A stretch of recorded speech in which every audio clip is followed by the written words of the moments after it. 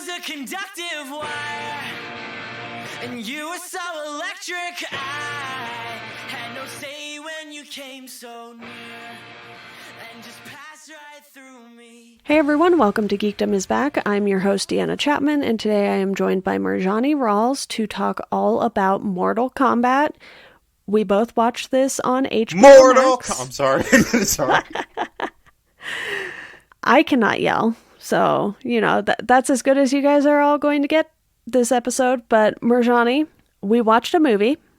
I got all of the characters confused, except for two. I knew who Scorpion and SubZero were, and then I was like, I don't know any of these names right now. So that was fun, but let's just start with some overall thoughts on Mortal Kombat as, a franchise, a property, if you will. I only played, I think, the first game that they released for PlayStation. I guess they're calling it 1 now. I don't even know. It was so long ago that I only remember a few characters from it. I had the first game. On Super Nintendo. Sega Genesis was the one that had the blood on it. So I didn't have that one. I remember renting Mortal Kombat 2 from Blockbuster and playing that all night and trying to beat that. Then there was Mortal Kombat 3 and I believe Mortal Kombat Ultimate 3. And then there was Mortal Kombat 4, which I think I bought from GameStop. Like I had to trade in a whole bunch of games to play that. I mean, I've played pretty much all of them, but in terms of movies, the 1995 film, and I think a lot of people would agree or kind of point to this, that it's the GOAT video game film. That it's still not perfect, but it's so fun. It doesn't take itself seriously. It puts in a lot of the game lore. And then when it comes to Annihilation, that's it's funny how people think the 95 film is probably one of the best video game movies ever made, and then Annihilation is probably the worst video game adaptation ever made. And then you come to 2021, where we got Mortal Kombat, which was kind of in development hell for a long time until James Wan got his hands on it, which is always I thought was going to be a good thing. James Wan is horror icon, and he's also a big fan of the franchise. Yeah, and I am going to correct myself. I believe the game I had was Mortal Kombat Trilogy, which I guess was an update to the third game or something, because I was looking at the PlayStation games just now and I was like, nope, that's the cover. And no idea which character I used to use the most, but it may have been SubZero. I'm not 100% sure. Don't quote me on that.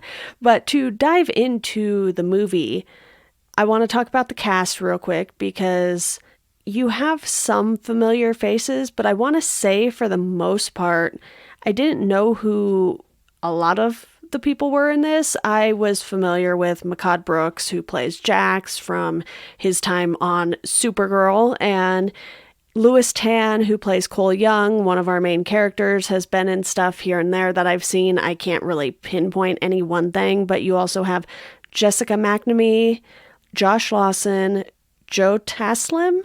I'm not 100% sure on that name. I'm probably going to butcher half of these. I'm so sorry.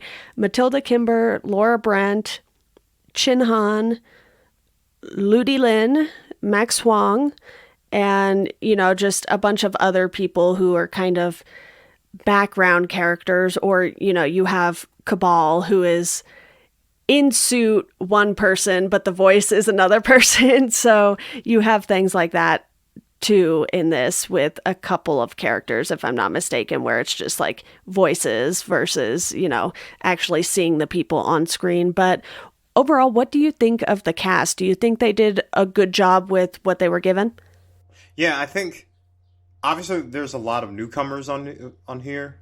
I am familiar with, I'm not trying to butcher names Tadanobu Asano, because he's in Ichi the Killer. Okay.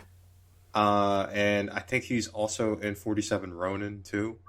I'm also familiar with Haruka Sanada. He's a great actor. I think as far as look and mannerisms, I think that everybody had it down.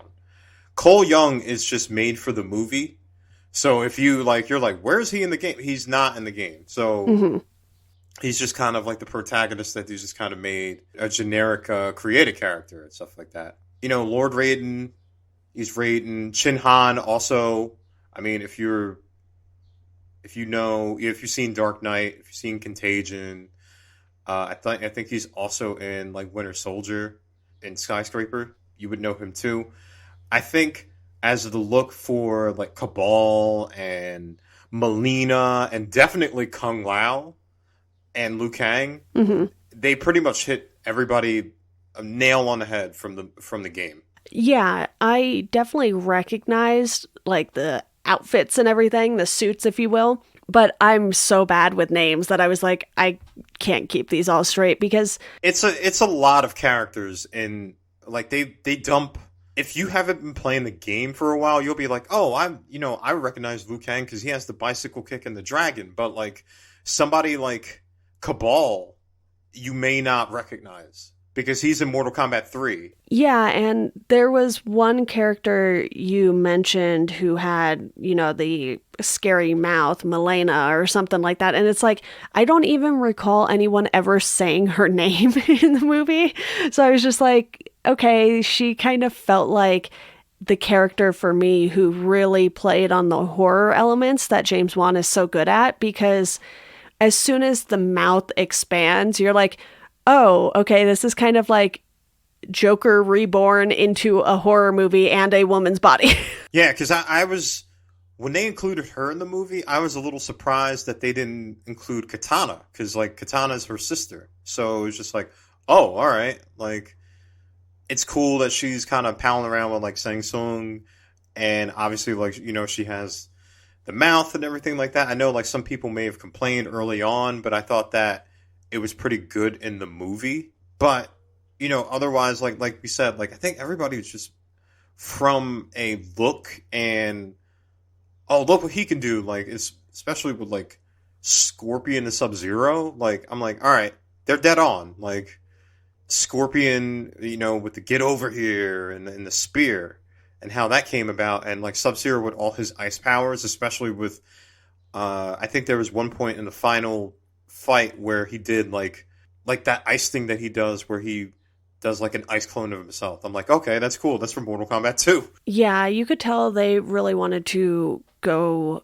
hard on the video game elements of this, like them kind of being able to transport to anywhere with, Lord Raiden's powers. And one thing I noticed too is that, and you were saying this before we hit record here, it's like there was a little bit of story in this, but for the most part, it really felt like a huge reset on the universe, and they want to make a lot of movies out of this. Yeah, I remember when I saw the film and when I was writing about it, it really felt as though this movie was a setup for the other movies that were going on. Because if you look at it, when you enter, it's like 17th century in Japan. Then you have, Hanzo and Bihan fight, and then, then Bihan kill like Hanzo's like family and freezes them to death. And then if you just kind of get into the Scorpion and SubZero lore, and that little blurb kind of goes out about like Mortal Kombat versus Earthrealm and the Outer Realm, and then it gets you to Cole. All right, like he's like an MMA fighter that's just kind of fighting for like chump change right now, who's on the downslide, and all of a sudden like he has like this like dragon tattoo, and then everybody's trying to like get together in both of these clans to kind of fight. And the tournament is alluded to a lot, but it never really actually happens, which I think that they were really trying to do is like, okay, well, if we do get a sequel, we're going to save that for the other movies. Yeah, I really thought that sometimes it's fine to not have like a ton of plot for a movie, because going into something like this that it's going to be a little more about the action sequences than it is about the actual, storyline because of the nature of the Mortal Kombat games. And, it's kind of like if they were to make a Super Smash Brothers movie these days, and you would just kind of expect a lot of these characters that you're familiar with to pop in, have these great fight scenes, and then, you don't have to necessarily see them in every single scene or something like that. We have our main characters here, but overall it felt like they kind of decided to forego the story in favor of setting up individual characters, bringing them together, and then building up to this thing that we don't get to see. Yeah, I mean, like, they go into the thing, like, everybody finding their arcana and kind of, like, getting their powers, which is kind of cool. Like, the banter between Sonya and Kano. Kano's funny as hell in this movie. Josh Lawson, hilarious. He basically gets Kano's, like, attitude down. He's pretty much, like, a uneasy ally. He's probably going to turn on them, but, like, she kind of Sonya promises him money that she probably will never get him. But like you said, I mean, these fights, did you feel like there were a lot of cuts in them? There are a lot of cuts. Like, it was like somebody would, like, do a punch combination, then we'd cut, like, to an aerial shot. Then we would cut to, somebody down, and then all of a sudden, like, boom, boom, boom, and then fatality. I completely agree, and I think a lot of that has to do with the fact that they probably had to use the stunt doubles a lot, and they just didn't want you to see that they were using the stunt doubles because, if you watch low-budget movies, and even if the stunts aren't on the level of something like Mortal Kombat, you can tell when a stunt double is being used, and sometimes it just does not look good at all. So when you have intense fight scenes like this, they're going to be more inclined to try and hide that with the editing. And it felt like this suffered from that a little bit. And, there are times where something gets edited so much to where it kind of gives me a headache to watch it. And I don't think this quite hit that level, but it was coming close. I thought it was cool, like, when you saw, like, SubZero basically, like, exploding Jack's arms with the ice stuff. What Shang Tsung did with, like, Kung Lao, like, your soul is mine and everything like that. But, like, the fights, if you play Mortal Kombat 11, there are instances where, like, if you fight a guy and you punch him in the face at some point, you, like, break his jaw, and it goes into, like, this x-ray vision where you see his jaw break. A lot of the fights here, it didn't feel that way. It didn't feel like even, like, the human people or stuff like that, it didn't feel like anybody was getting hurt until the end. Yeah. I mean, like you said, aside from the whole thing with Jax and his arms, it felt like a lot of stuff came in the last third of the movie, and it makes it feel like they did some story setup, but it's like, nah, they just wanted you to know that this guy fights in a cage and he's not very good at it and gets paid not very well to be not very good at it. And he has a family, and is it just me, or was that kind of the only setup aside from, that opening scene with Scorpion and SubZero? I see what they were trying to do with Cole, because Liu Kang, in the 1995 film, he had, like, a tie-in with Shang Tsung, who, like, killed his brother. And, like, he had this whole thing with Raiden's, like, you're not ready. Like, you have to, like, get your, basically, like, your mindset to fight Shang Tsung or something like that, unless he'll die, like, he'll kill you and stuff like that. And I felt like Raiden was trying to do that with Cole here. But I didn't really feel, like, the emotional attachment here. Like, I know that, like, they put, like, his family in peril a lot. Like, it's like, oh, SubZero's at his house. Or, like somebody's trying to kill his wife and daughter. But, like, I didn't feel the attachment to Cole. Like, I felt more... I wanted to see more of the Scorpion and SubZero story. SubZero as a villain in here, he's menacing. You know what I mean? Like, he's kind of creepy. Like, when you're talking about, like, James Wan, who's a producer on this film... Like, that's kind of like the horror element. It was directed by Simon McQuad. And then, they're kind of history and beef. And I know, if they do a sequel, we get touched on, but they do it in the beginning of the movie. They set it up, and they don't really revisit it into the end of the movie. Like Scorpion kind of goes in visions for Cole, and then they don't have like that ultimate showdown until the last of the third act. And unfortunately, that's the best plot line that they have, other than this like tournament and the stuff brewing between Shang Tsung and Raiden. I guess with Kung Lao and Lin Kuei, like it's like it was like a whole bunch of things. It's like, oh, there's some storylines here that they could go into, but they didn't really dive into them way too much. It was just like, okay, well, we will wait for movie 2 and 3 to give you more of this. We're just giving you a little taste right now. Yeah, I'm hoping they do get to do another movie. I don't know what the numbers were on this, how successful it was on HBO Max, but it seems like quite a few people watched it, at least. It's probably not going to do like Wonder Woman numbers or something like that, but even in theaters, it probably wouldn't have. And I think this is a genre of movies that a lot of people like, because even if you weren't into the video games, when you see the marketing and the different suits and things like that, and the fact that it's a fight movie, people are going to go see that in theaters, especially.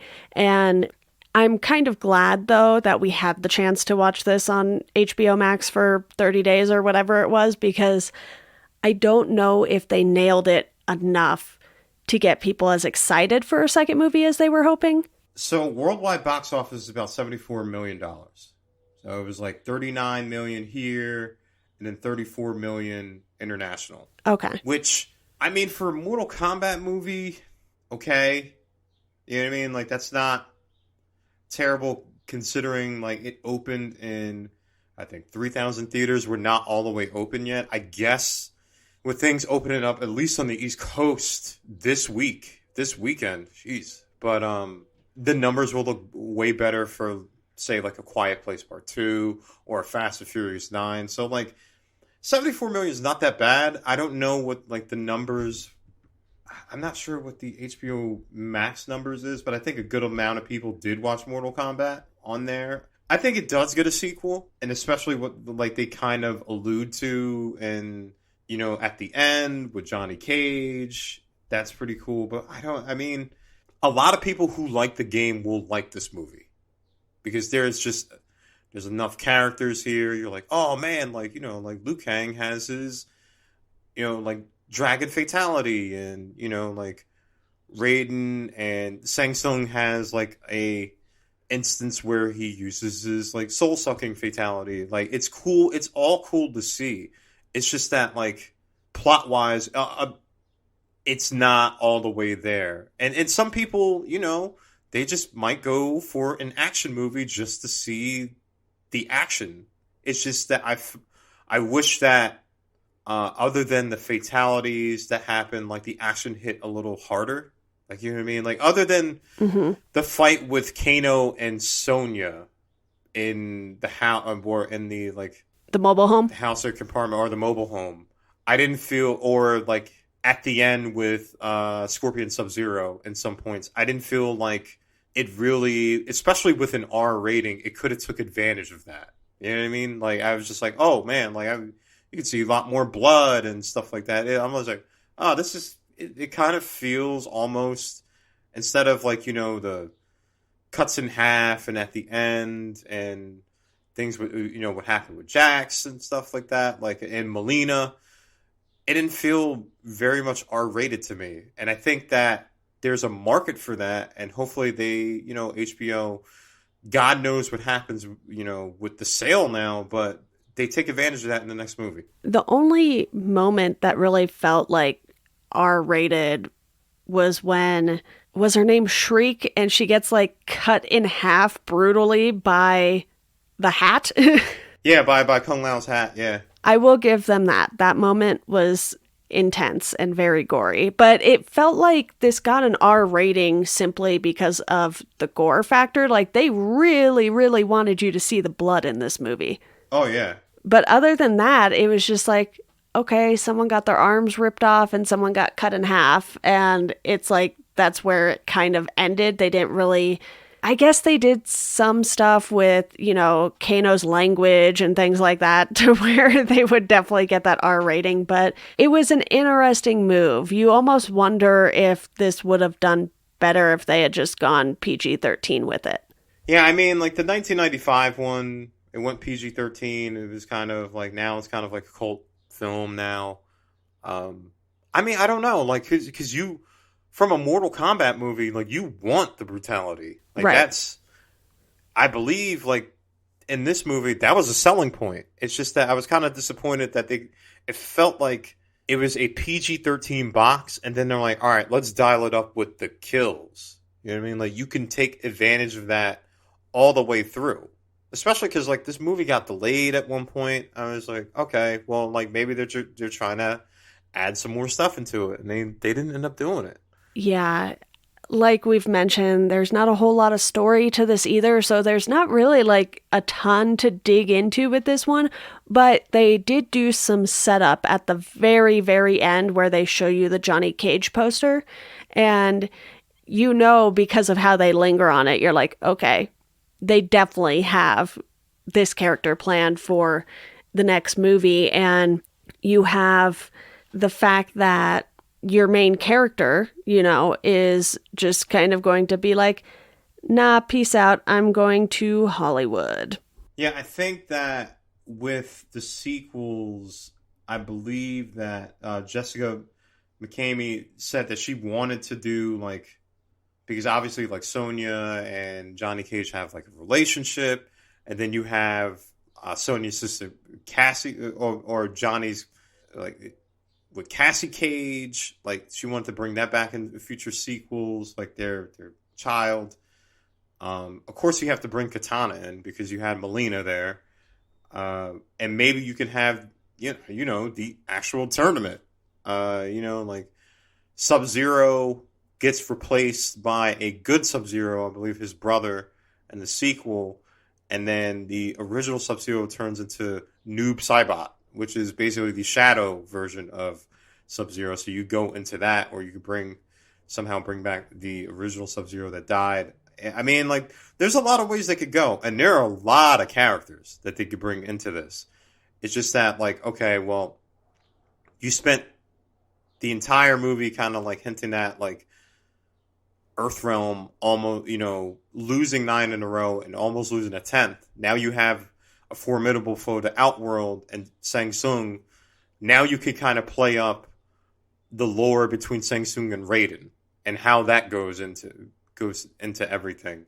Mortal Kombat Annihilation tried to do this, but it hilariously failed. Like, it was really bad how they failed. They had, like, Raiden turn into a human. It's just, he had, like, buzz cut hair. It was crazy how they did that.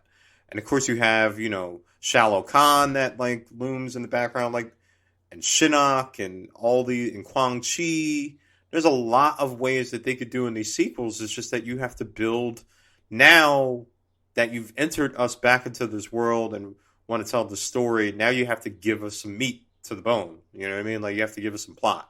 Right, and even though there were a lot of characters in this movie, there are still a lot of unused characters for future installments, and you have your obvious characters who can come back from this movie, but there have been, 11 games now, and if I'm not mistaken, the most recent game doesn't really introduce new Mortal Kombat characters. It's more that they include characters like Terminator and Spawn and a few others, so obviously you would have to work out a lot of rights stuff to get certain characters, but I wonder if there's a way to make it so that you kind of leave a big character reveal out of a trailer and you have that element of surprise in the movie, because even though I didn't watch any of the trailers or anything for this, really, I'm sure some of them played on TV at some point when I just had the TV on, but I wasn't really paying attention to them. I just saw this pop up in HBO Max and was like, okay, I'll get around to watching that. And I waited until almost the last possible weekend to do so. But for me, it felt like there weren't any big surprises in this, really. Did you feel the same way? I was surprised that they kind of went with Cole as like the main protagonist guy, like this guy, like this MMA fighter that is trying to make a buck, and is like, oh well, like you're a champion, like you have like this, and like Sonya and Jax were like looking for him. Like I was surprised that they went that route because, I mean, they're setting up. I guess you could like set up Liu Kang. I guess they're setting up Liu Kang because like Liu Kang is usually like the main protagonist, and like he was in the '95 one, and everybody was, and Johnny Cage and Sonya and Raiden were kind of like more supporting characters and stuff like that. But there are enough characters in Mortal Kombat lore that I'm not sure they would introduce like ones like Predator and like the Terminator and stuff like that, because they could go into like the Elder Gods. They could go into you could go with Jax's daughter. I'm not really sure. Like they would call up Sylvester Stallone as like, hey, you want to play John Rambo and and like the new Mortal Kombat movie. There's so much that they could do, but it depends on like what games do they want to like peer into, because Mortal Kombat 4 is almost like a reset to everything, and then Mortal Kombat 11 like has like characters like Chronica, who's like this big celestial who's trying to like end the world. So I mean, like, I believe that Joel Taslim said that he signed on to play for at least 4 more movies.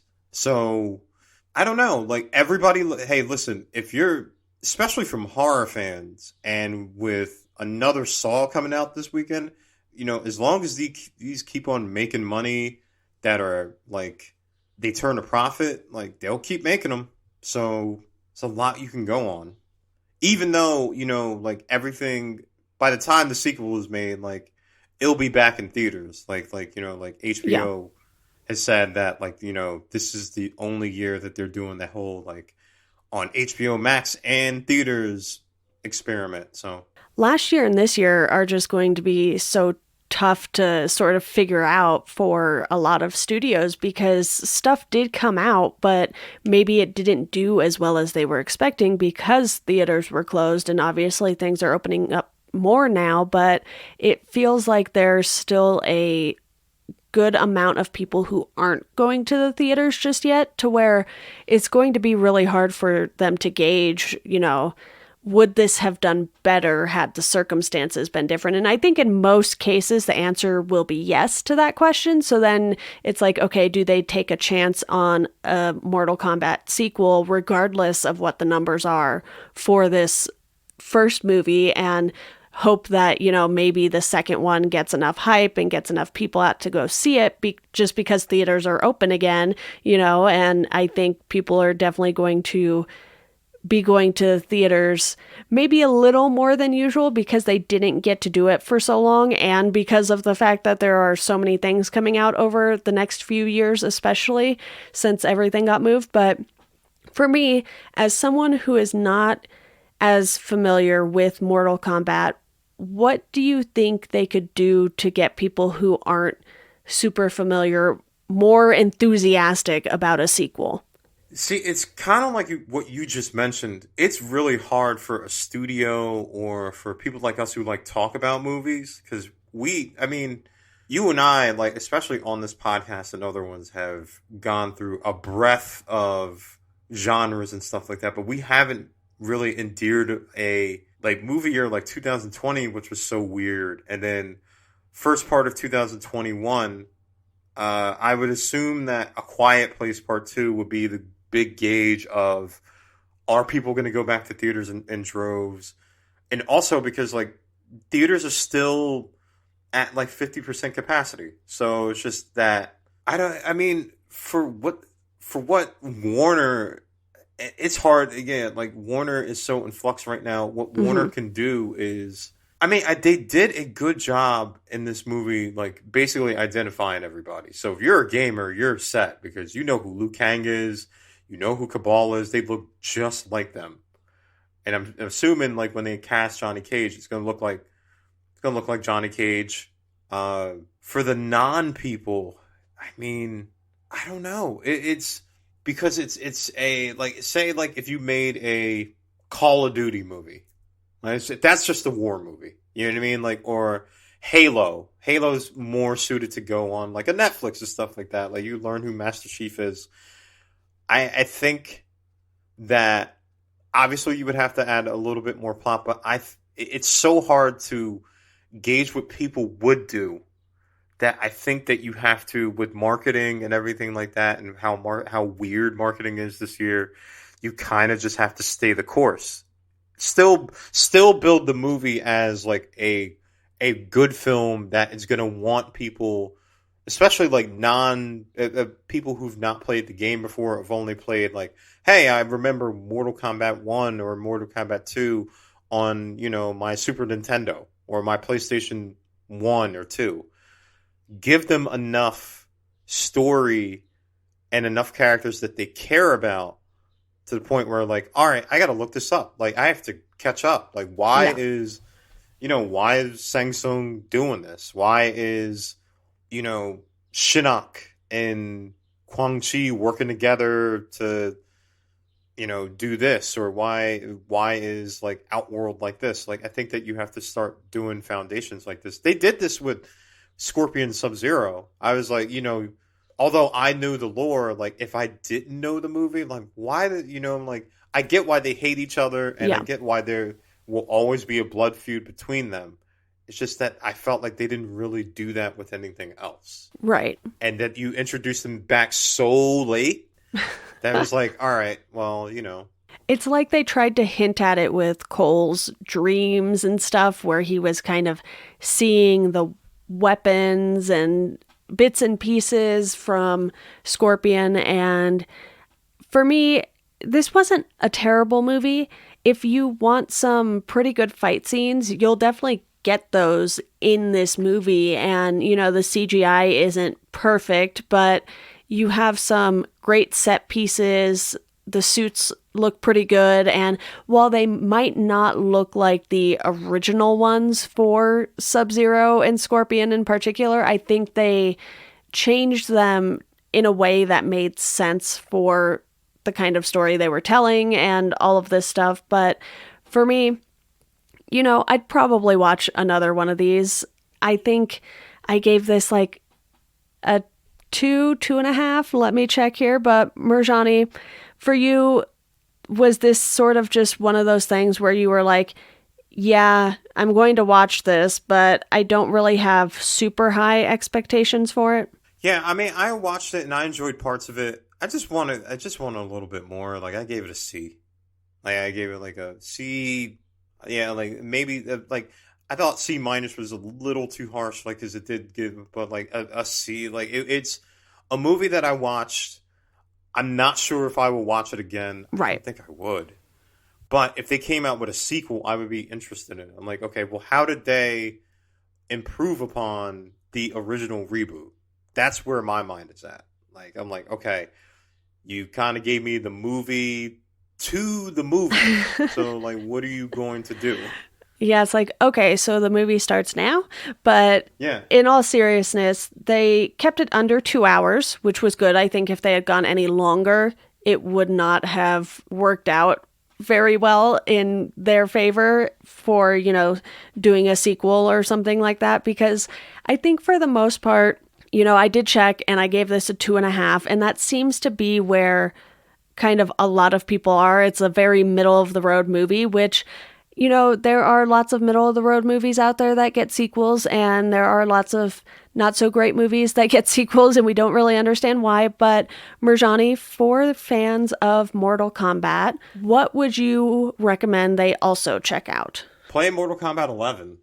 Mortal Kombat 11 is a great fighting game, and of course there's Mortal Kombat 11 Ultimate. It has, John Rambo as Terminator, as Predator.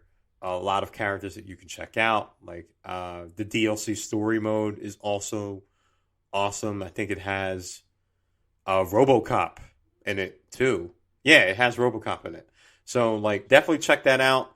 You can also check out the Injustice video games. Check out like I think DC versus Mortal Kombat. You can check that out as well. I think fingers crossed that they're making another Injustice video game. I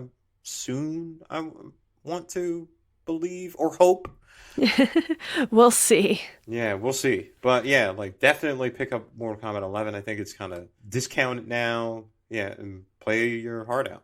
Yeah, fight movies and games haven't been a huge part of my life by any means, so I was kind of thinking through things I could recommend, and so I'm going to lean towards an action movie with very, very well done fight scenes, and that is John Wick. You can watch the first one or you can watch all three. I highly recommend all of them, but start with the first one, and it's a different kind of movie, but I think the way that the fight scenes are choreographed will just really make you appreciate that sort of art form in cinema. And it's just a fun time.